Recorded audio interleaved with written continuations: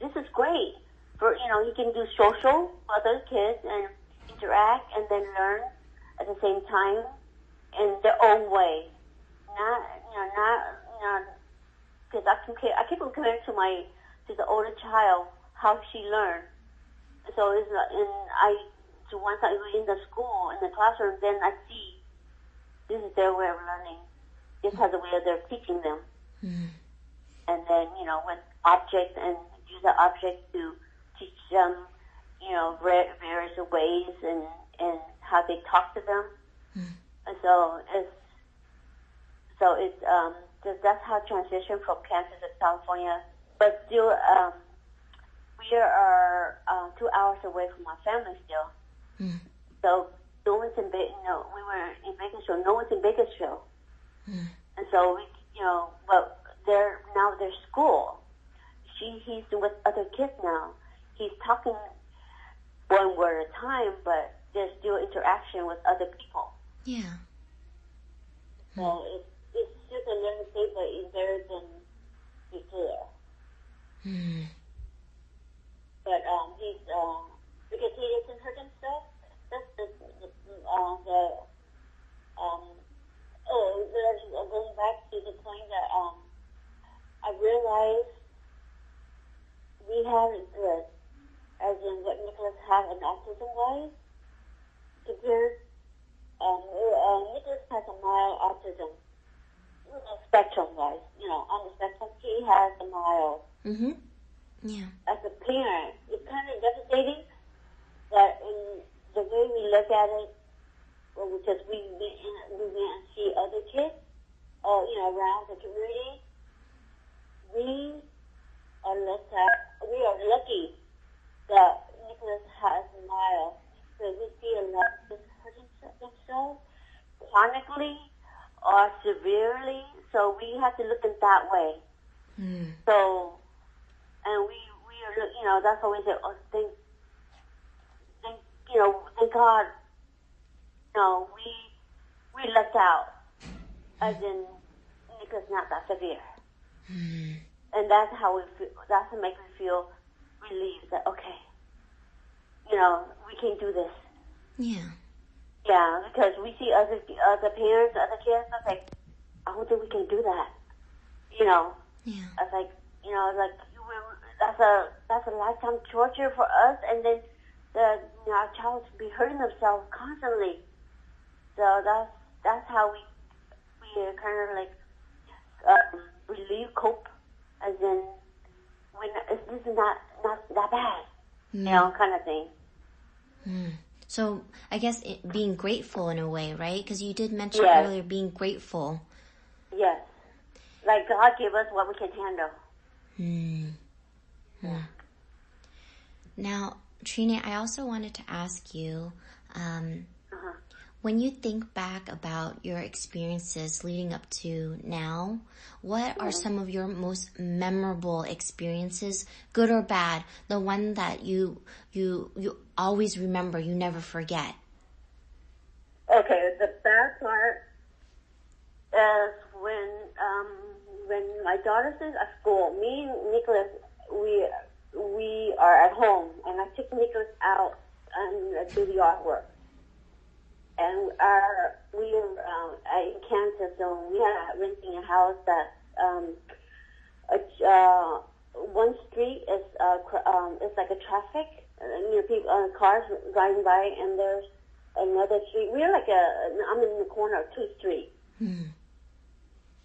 And so I was picking up raking leaves to the point that I turned around and Nicholas was gone. And I had to go around the whole yard one way. I don't see him. I went around the other way. I don't see him. That's when I was panicking. Like, oh my God, where is he? I hope, I'm looking in the street. He's not in the street.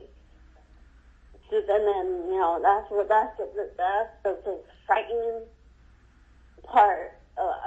Remembering that's the moment that I panicked. That's extreme panic. And I call him out because you call him out in Lubitol and say, yeah, here I am. But he can't talk. He can't say anything. He doesn't say anything until and then that's when I went around a tree, and that's when he's hiding behind a tree, or playing behind that tree. That's when I was like, it's so relieved, and I said, from now on, he's going to be 1 feet in front of me always.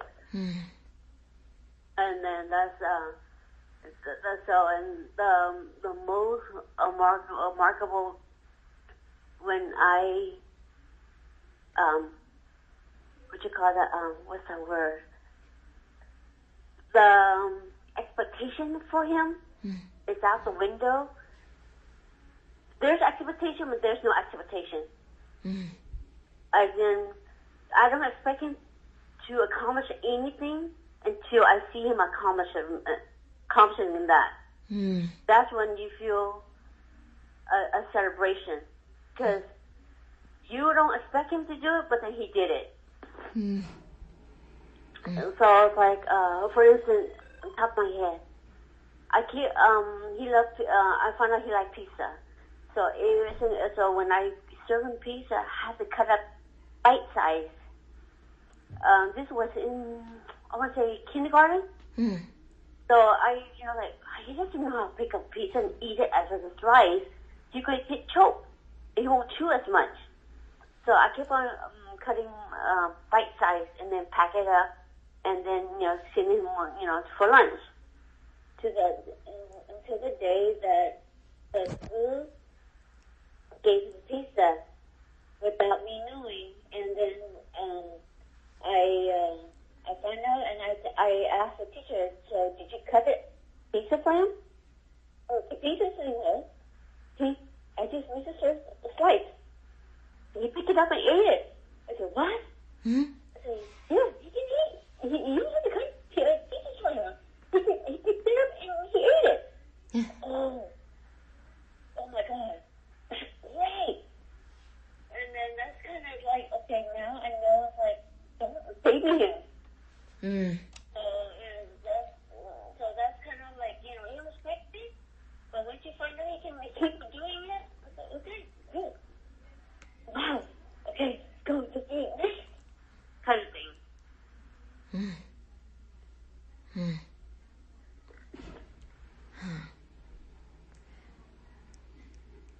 Am I talking too fast?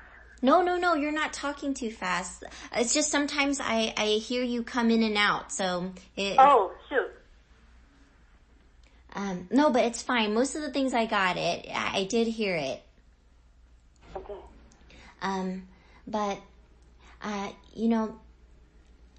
for any child, regardless of what their disability is, all children have the potential to learn. Yes. So even if, say, their intelligence is lower, or if they're minimally verbal or nonverbal even, they have the potential to learn as long as we keep teaching. Yes. Constantly. Yeah. But with us, we learn persistent and repeating. Because, for example, potty training. It takes us 7 years to train him to pee. And because he was 7 years old, he still don't know how to pee or go to pee on his own. So we constantly have to, bedwetting or put a diaper on him or a big boy diaper. And to the point that, I was like, okay, every 2 hours we need to take him to the restroom and let him pee or teach him how to pee or reward him. So,